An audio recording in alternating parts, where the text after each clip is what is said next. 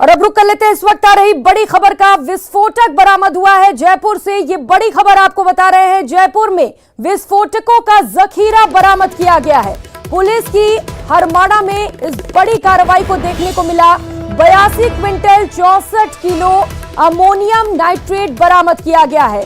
2095 gelatin, 3250 मीफ्यूज wire भी बरामद किया गया और इसके साथ ही 1600 से ज्यादा डेटोनेटर भी बरामद किए गए हैं। तो इसके साथ ही पुलिस को बड़ी सफलता हाथ लगी है। पुलिस ने 2 आरोपियों को भी गिरफ्तार कर लिया है। बताया जा रहा है कि ये विस्फोटक रिहायशी मकान में रखे हुए थे और रिहायशी मकान वहां पर बना हुआ था। ये तस्वीरें भी आपको दिखा रहे हैं। वहां पर भारी मात्रा में विस्फोटक बरामद किए गए हैं। तो रिहायशी इलाके में ये मकान बना हुआ था जहां पर एक गोदाम था और उसी गोदाम में बड़ी संख्या में विस्फोटक रखे गए थे। पुलिस ने कार्रवाई करते हुए विस्फोटक को बरामद किया है। तो क्राइम ब्रांच की सूचना पर इस बड़ी कार्रवाई को अंजाम दिया गया। एक्सक्लूसिव तस्वीरें आपको दिखा रहे हैं। सबसे पहले न्यूज 18 राजस्थान पर 82 क्विंटल से भी ज्यादा के विस्फोटक बरामद किए गए हैं। सहयोगी विष्णु इस वक्त हमारे साथ जुड़ चुके हैं ज्यादा जानकारी के साथ। विष्णु, पूरी जानकारी दीजिए इस कार्रवाई को लेकर। जयपुर के हरमाड़ा इलाके में गोरों की ढाणी है जहां पर रहने वाले कालूराम और गोपाल लाल, ये दोनों भाई जो हैं सगे भाई हैं और दोनों ही पिछले 2 से 3 साल पहले से ये अवैध विस्फोटक पदार्थों की खरीद फरोख्त का काम कर रहे हैं। तो अभी जयपुर कमिश्नरेट की जो एडिशनल डीसीपी क्राइम ब्रांच की सुरेश चौधरी उनको सूचना मिली थी कि हरमाड़ा इलाके में रहने वाले दोनों भाई अवैध विस्फोटक पदार्थ की तस्करी मतलब खरीद फरोख्त कर रहे हैं। तो ऐसे में दोनों पुलिस ने आज उनके ठिकानों पर छापा मारा जहां पर रिहायशी कॉलोनी में बने उनके मकान में पुलिस ने भारी मात्रा में जो है अवैध विस्फोटक बरामद किया है। और प्रारंभिक पड़ताल में सामने आया कि सीकर में नीमका थाना जो की तहसील है वहां रहने वाले जगदीश सिंह ने ये अवैध विस्फोटक जो है इन दोनों भाइयों को वहां से भेजा था। और जयपुर शहर के अलावा जो आसपास के जो जहां पर माइनिंग का काम होता है वहीं पर ब्लास्टिंग करने के लिए अवैध विस्फोटक काम में लिया जा रहा था। लेकिन चूंकि इसका लाइसेंस नहीं था, अवैध विस्फोटक था, भारी मात्रा में था, यानी जितनी मात्रा होती है उससे कहीं ज्यादा भारी मात्रा में ये विस्फोटक रखा गया था। ऐसे में पुलिस ने बड़ी कार्रवाई करते हुए आज इस भारी मात्रा में विस्फोटक को बरामद किया है। यदि कुछ हादसा होता तो बड़ा जनहानि यहाँ पर हो सकती थी। जी बिल्कुल विष्णु, भारी संख्या में यहाँ पर विस्फोटक मिले हैं। 82 क्विंटल से ज्यादा के ये विस्फोटक बरामद किए गए हैं। विष्णु, जिस तरीके से यहाँ पर बड़ी संख्या में विस्फोटक रखे गए थे, कहीं ना कहीं हो सकता है कि बड़ा गिरोह भी इसमें शामिल हो। देखिए, बिल्कुल पुलिस जो है कालूराम और गोपाल लाल से पूछताछ कर रही है। उसके बाद में जिस व्यक्ति का नाम सामने आया जगदीश, जो कि नीमका थाना सीकर का रहने वाला है, उससे भी पूछताछ की जाएगी। फिलहाल अभी तक ये भी सामने आया है कि अगर 50 किलो जो अमोनियम नाइट्रेट जिससे कि बारूद भी बनता है, कई सारी जो बड़े जो आपराधिक जो गतिविधियां हुई है उनमें अमोनियम नाइट्रेट की जो मात्रा बताई गई है उसमें सामने है कि 50 किलो का कट्टा 7,000 रुपए में खरीदते थे। और इसी कट्टे को ये लोग जो माइनिंग का काम करने वाले जो कारोबारी हैं उनको ये 15 से 20,000 रुपए में एक कट्टा बेचते थे। इसके अलावा अवैध विस्फोटक जो बाकी जो है जिलेटिन की छड़े हैं, ये इनको करीब 30% मुनाफे के साथ में 3 गुना दामों में ये लोग इनको बेचा करते थे। तो ऐसे में भारी मात्रा में मुनाफा कमाने के लिए विस्फोटक इन्होंने रखा हुआ था। लेकिन जब आज पुलिस ने कार्रवाई की और ये विस्फोटक पदार्थ रिहायशी कॉलोनी से बरामद किया जी तो बिल्कुल विष्णु, बड़ी कार्रवाई पुलिस की ओर से की गई है और अभी फिलहाल एक ही नाम सामने आ पाया। हो सकता है और भी मामले में खुलासे होते जाए। बहुत शुक्रिया आपका तमाम जानकारियों के लिए। और एक और बड़ी खबर कोटा से मिल रही है जहां पर व्यापारी को धमकी दी जा रही है। कोटा निवासी क्लॉथ व्यापारी को धमकियां मिल रही हैं। अंतरराष्ट्रीय नंबरों से फोन कॉल आ रहे हैं। बदमाश फोन कॉल कर रहे हैं और जान से मारने की धमकियां दे रहे हैं। उदयपुर के कन्हैया लाल की तरह हत्या करने की धमकी दी जा रही है। पीड़ित सुरेश ने बोरखेड़ा थाने में एफआईआर दर्ज करवा दी है। सुरेश ने पुलिस से सुरक्षा की मांग की है। एसपी केसर सिंह शेखावत से संपर्क करने की भी कोशिश की गई है। संवेदनशील मुद्दे पर उन्होंने कहा है मैं अभी छुट्टी पर हूं। तो इतना बड़ा मामला हो जाता है। उदयपुर में जो हत्याकांड हुआ उसी तरह से एक बार फिर से जान से मारने की धमकी मिल रही है व्यापारी को। और इस मामले पर संवेदनशील मुद्दे पर जो बयान सामने आया एसपी की ओर से, उनका कहना है मैं अभी छुट्टी पर हूं।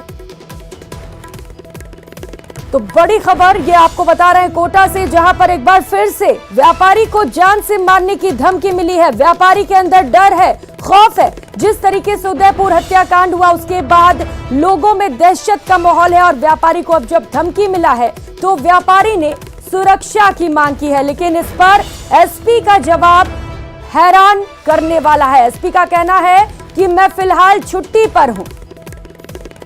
सहयोगी ओम प्रकाश हमारे साथ जुड़ चुके हैं ज्यादा जानकारी के साथ। ओम प्रकाश, एसपी ने तो साफ पलड़ा झाड़ लिया है, उन्होंने कह दिया मैं अभी छुट्टी पर हूं। क्या कुछ अपडेट मिल पा रहा है फिलहाल?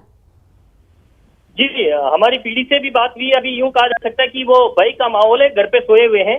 हालांकि पुलिस एसपी जरूर छुट्टी पे होंगे, लेकिन दूसरे अधिकारी जांच करने की बात कर रहे हैं। और पुलिस का तो तर्क है कि हमने जो पीड़ित है उनको सुरक्षा मुहैया करवा दिया है और इस मामले में किसी प्रकार की कोई कोताही नहीं बरती जाएगी। लेकिन क्योंकि लगातार इस तरह के जो मामले सामने आ रहे हैं।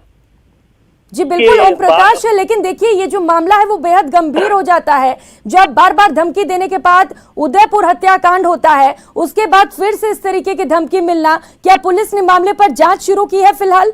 कौन ये धमकियां दे रहा है, कौन लोग हैं? पुलिस ने जो नंबर पीड़ित ने पुलिस को उपलब्ध करवाए हैं उन नंबरों को ट्रेस कर लिया है। नहीं, ट्रेस करने का प्रयास किया जा रहा है। लेकिन फिलहाल ये धमकीबाज कौन है इसके बारे में अभी तक कोई जानकारी पुलिस को भी प्राप्त नहीं हो पाई। लेकिन माना जा रहा है कि अंतर्राष्ट्रीय कॉल है। लेकिन सबसे बड़ी बात इसमें है कि जो धमकी दे रहा है उनका साफ तौर पे ये कहना है कि जो हस्त्र उदयपुर में कन्हैयालाल का हुआ है वही हस्त्र तुम्हारा कर दिया जाएगा, तुम्हारी गर्दन काट दी जाएगी। ये जब शब्द सामने वालों से जब पीड़ित के पास पहुंचे तो यूं कहा जा सकता है तब ज्यादा भय का माहौल हो गया, क्योंकि ये कॉल कोई पहला नहीं है। उससे पहले भी कॉल आए थे, लेकिन पीड़ित ने भी शायद गंभीरता से नहीं समझा उनको। लेकिन जब बार बार उन्होंने ये कहा कि कन्हैयालाल का जो हस्त्र हुआ है वही हस्त्र तुम्हारा होगा, तब उन्होंने जो है बोरखेड़ा थाने में जाकर सुरक्षा की गुहार लगाई। हालांकि तत्काल उनको सुरक्षा नहीं मुहैया करवाई। कुछ सामाजिक संगठनों की ओर से पुलिस को बताया गया कि ये मामला बहुत ही गंभीर कहा जा सकता है, कहीं अनहोनी की घटना नहीं हो जाए, तब शायद पुलिस ने सुरक्षा मुहैया करवाई। लेकिन कौन है धमकीबाज, अभी तक पुलिस भी इस मामले में जांच का विषय बताई जा रही है। बिल्कुल ओम प्रकाश, बड़ा सवाल यही उठ जाता है कि आखिर वो धमकीबाज कौन है। ये तो फिलहाल जांच के बाद पता चल सकेगा। लेकिन ओम प्रकाश, जिस तरीके से कन्हैयालाल की हत्या की गई उसके बाद निश्चित तौर पर इनमें भी डर होगा जो पीड़ित हैं। और व्यापारियों का क्या कहना है, क्योंकि कन्हैयालाल हत्याकांड के बाद व्यापारियों में खासा आक्रोश देखने को मिला था। ओम प्रकाश जी देखिए, ये जब इस तरह की घटना कोटा में ही धमकी देने के जब मामला सामने आने के बाद में यूं कहा जा सकता है कि शहर में कई लोगों में आक्रोश है। व्यापारी संगठन में ठीक है ओम प्रकाश, आपसे ज्यादा जानकारी लूंगी। इस वक्त जांच अधिकारी भगवान सिंह हमारे साथ सीधे जुड़ चुके हैं। भगवान सिंह, अभी जांच कहां तक पहुंची है, क्या कहेंगे आप पूरे मामले पर?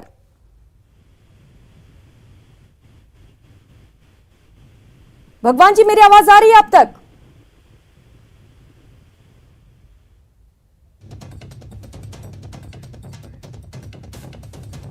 चलिए ठीक है, फिलहाल भगवान जी से हमारा संपर्क टूट गया है। जी ओम प्रकाश, अपनी बात पूरी करिए। जब से धमकी देने का कोटा में ये मामला आया है, न केवल व्यापारियों में बल्कि शहर के कई लोगों में इस तरह का आक्रोश व्याप्त है कि ये प्रदेश में क्योंकि इस तरह के कई मामले सामने आ रहे हैं। हालांकि पुलिस का कहना है कि उनका तर्क है कि हमने सतर्कता बरती और सुरक्षा मुहैया करवा दिया है। चलिए ठीक है, अच्छी बात है कि समय रहते कम से कम सुरक्षा मुहैया करा दिया गया है। बहुत शुक्रिया आपका ओम प्रकाश तमाम जानकारियों के लिए। और कर लेते हैं अगली खबर का। परीक्षा केंद्र पर हंगामा हुआ है। नीट परीक्षा को लेकर ये बड़ी अपडेट आपको बता रहे हैं। परीक्षा में यूनिफॉर्म को लेकर हंगामा किया गया है। गाइडलाइन पर जमकर बहस हुई है। कोटा में मोदी कॉलेज सेंटर पर यह हंगामा हुआ है। कुछ अभ्यर्थी हिजाब में ही परीक्षा देने पर अड़ी रही।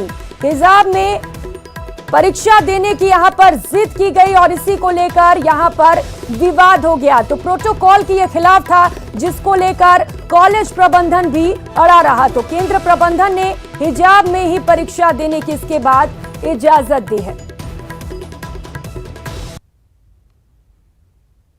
तो ये तस्वीर आपको दिखा रहे हैं कोटा से, जहां पर नीट परीक्षा का आयोजन किया गया था। इस दौरान कुछ जो अभ्यर्थी थी वो हिजाब पहने परीक्षा केंद्रों पर पहुंची, जिसे लेकर जमकर विवाद हुआ, क्योंकि हिजाब वहां पर अलाउड नहीं था, लेकिन इसके बावजूद वहां पर नोकझोंक देखने को मिली, जिसके बाद केंद्र प्रबंधन ने हिजाब में ही परीक्षा देने की इजाजत दी।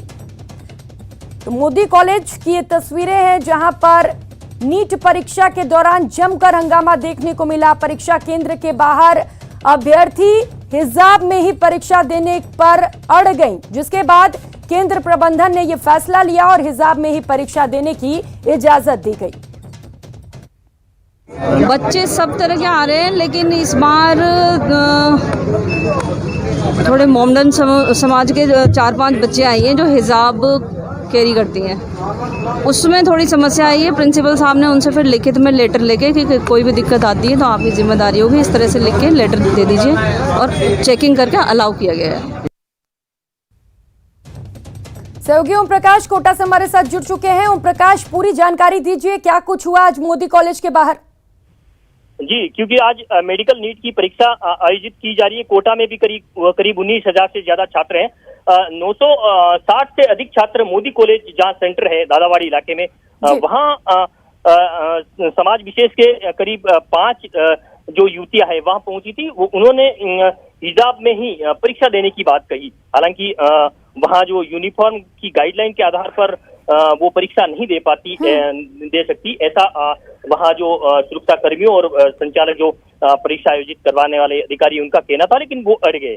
हालांकि काफी देर बाद बहस हुई, हंगामे जैसे हालात बने और काफी समझाइश के बाद जब वो नहीं मानी तब उनसे लिखित लिया गया कि इसके बाद आप हिजाब में परीक्षा देने के बाद किसी तरह की कोई समस्या आई तो उसकी पूरी जिम्मेदारी जो है वो आपकी रहेगी। लिखित में ठीक है, बहुत शुक्रिया आपका ओम प्रकाश इन तमाम जानकारियों के लिए। और अगली बड़ी खबर का रुख करेंगे। भरतपुर में पुजारी को धमकी देने के मामले में बड़ी अपडेट आपको बता दें। मंदिर के पहले पुजारी ने ही जान से मारने की धमकी दी थी। पुजारी मनोज शास्त्री और उसकी पत्नी को गिरफ्तार कर लिया गया है। कॉलेज प्रशासन ने पुजारी को हटाया था, जिसके बाद पुजारी ने गुस्से में आकर नए पुजारी को जान से मारने की धमकी दी थी। पुलिस को मामले में बड़ी सफलता हाथ लगी है और पुलिस ने पहले आरोपी और उसके पत्नी दोनों को गिरफ्तार कर लिया है। तस्वीरें आपको दिखा रहे हैं, ये वो पहला पुजारी है जिसने जान से मारने की धमकी दी थी नए पुजारी को। इसके बाद पुलिस ने कार्रवाई करते हुए आरोपी को गिरफ्तार कर लिया। इसके साथ ही पहले पुजारी के पत्नी को भी पुलिस ने गिरफ्तार किया है।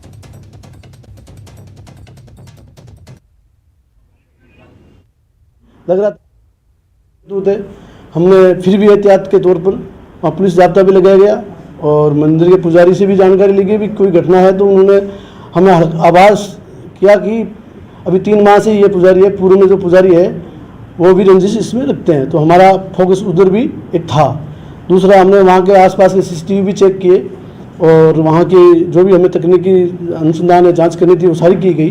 तो हमें पाया गया कि रात की 3:45 बजे के आसपास 3:47 के आसपास कोई एक व्यक्ति अपने एक साइकिल पर जा रहा है, उसकी पहचान की गई तो वो पूर्व पुजारी ही निकले। तो उनको पूछताछ की गई तो उन्होंने ये बात स्वीकार भी की और उन्होंने ये भी कहा कि मैं मेरी लिखावट से लिखता तो कोई पहचान में आ जाती, इसने मेरी पत्नी से लिखावट लिखाई। उधर पूर्वी राजस्थान नहर परियोजना को लागू करने की मांग को लेकर आज दौसा के खुर्रा गांव से जयपुर के लिए पैदल यात्रा रवाना हुई। ये पैदल यात्रा जैसे ही मंडावरी में मंत्री परसादी लाल मीणा के आवास पर पहुंची तो जमकर हंगामा हुआ। समाज सेवी राजेश्वरी मीणा के नेतृत्व में निकाली जा रही इस पैदल यात्रा के दौरान मंत्री परसादी लाल मीणा को ज्ञापन दिया। पैदल यात्रा के रूप में ज्ञापन देने पहुंचे लोगों के द्वारा मांग की जा रही थी कि वे ERCP को राष्ट्रीय परियोजना घोषित करवाने के लिए संशोधित DPR भिजवाएं। काफी देर तक जब पैदल यात्रा के रूप में पहुंचे लोग मंत्री से बहस करते रहे तो मंत्री जी ने आपा खो दिया और वे खड़े हो गए। इस दौरान उन्होंने समाजसेवी राजेश्वरी मीणा सहित ज्ञापन देने आए लोगों को बाहर निकालने की बात कही और पुलिसकर्मी को बुलाया। इस दौरान पुलिसकर्मी ने भी बिना महिला कांस्टेबल के ही ज्ञापन देने आई समाजसेवी महिला को मंत्री आवास से निकाल दिया। इस दौरान मंत्री परसादी लाल मीणा और समाजसेवी महिला के बीच जमकर नोकझोंक हुई और तीखी बहस भी हुई।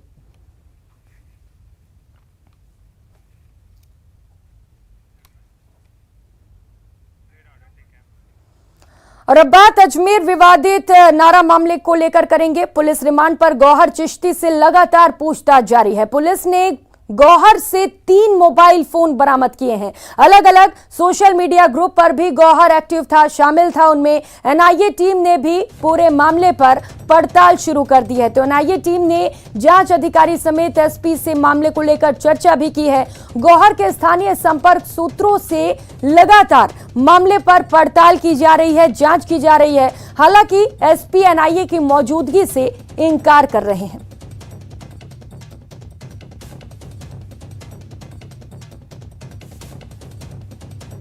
तो फिलहाल गौहर पुलिस की रिमांड पर है, जहां उससे लगातार पूछताछ की जा रही है। इसके बाद एनआईए पूरे मामले की जांच करेगी। गौहर के पास से 3 मोबाइल फोन बरामद किए गए हैं, जिसे लेकर जांच की जा रही है। मोबाइल डिटेल को अच्छे से खंगाला जा रहा है और आतंकी हमले से कनेक्शन को लेकर गौहर से पूछताछ की जा रही है।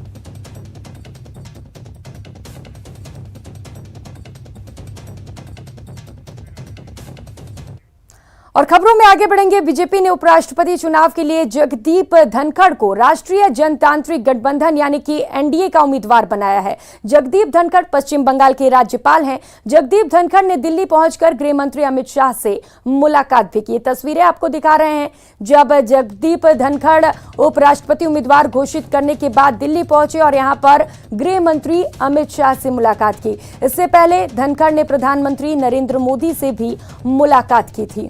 तो ग्राफिक्स के माध्यम से आपको यह भी बता रहे हैं कि राजस्थान से धनखड़ का क्या कुछ नाता है। 1989 में पहली बार झुंझुनू से ये सांसद चुने गए, यहां पर सांसद बने। उसके बाद 1990 में चंद्रशेखर सरकार में राज्य मंत्री भी रह चुके हैं।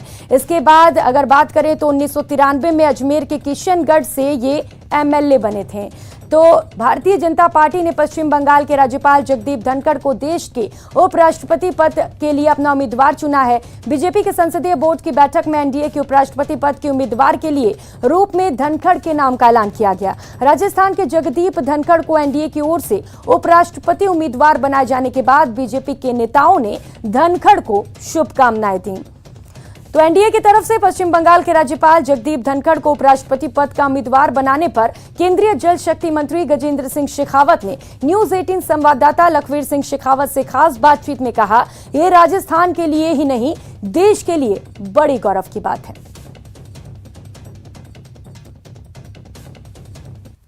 साथ उपराष्ट्रपति चुनाव को लेकर जारी सियासी गलियारों में चर्चाओं के बीच एनडीए ने राज्यपाल जगदीप धनखड़ को उपराष्ट्रपति पद का उम्मीदवार बनाया। इस पर खास बातचीत करेंगे। हमारे साथ केंद्रीय जल शक्ति मंत्री गजेंद्र सिंह शेखावत साहब। शेखावत साहब, राजस्थान से ताल्लुक रखने वाले राज्यपाल जगदीप धनखड़ को प्रत्याशी बनाया बीजेपी ने उपराष्ट्रपति पद के लिए, एनडीए का प्रत्याशी होंगे, किस प्रकार से देखते हो? राजस्थान के लिए कितना बड़ा दिन? जिस तरह दीपावली को दिए जला करके स्वागत किया जाता है, इस निर्णय का दीपक जला करके घर के चारों तरफ दीपक जला करके स्वागत किया गया। एक किसान का बेटा साधारण परिवार में जन्म लेकर के अपनी क्षमता के बल पर, अपनी पुरुषार्थ के दम पर, अपनी प्रतिभा के दम पर धीरे धीरे आगे बढ़ता हुआ आज देश के दूसरे सर्वोच्च पद पर जाकर के आरूढ़ हो। मैं अभिनंदन करना चाहता हूं भारतीय जनता पार्टी के शीर्ष नेतृत्व का, आदरणीय प्रधानमंत्री जी का, कि उन्होंने राष्ट्रपति पद के उम्मीदवार के लिए, जो कोई कल्पना नहीं कर सकता था कि देश के सुदूर उड़ीसा के मयूरभंज जिले में जन्मी एक आदिवासी परिवार की बेटी को देश के सर्वोच्च पद के सिंहासन पर बिठाएंगे, उसके लिए नामित करेंगे और अब एक किसान के बेटे को उपराष्ट्रपति के पद पर नवाजेंगे। तो निश्चित रूप से आज इस बात को चरितार्थ करने का दिन है कि भारतीय जनता पार्टी अव्वल जो हमारा सिद्धांत है कि समाज में अंतिम पंक्ति में खड़े हुए लोगों को बराबरी का अवसर देकर के उनको बराबरी तक लाना, वो सिद्धांत एक बार फिर कृतित्व से चरितार्थ हुआ है। इस प्रकार की संसदीय कार्यप्रणाली की अच्छी परख रखने वाले नेता संसद के दोनों सदनों को चलाने वाले होंगे और उस सदन का प्रतिनिधित्व करेंगे, तो स्वाभाविक तौर पर राजस्थान ही नहीं बल्कि पूरे भारत के लिए गौरव भरा होगा। कैमरा पर्सन अंकित के साथ लखवीर सिंह शेखावत, न्यूज 18 दिल्ली। इस बुलेटिन में फिलहाल इतना ही। मुझे दीजिए इजाजत। नमस्कार।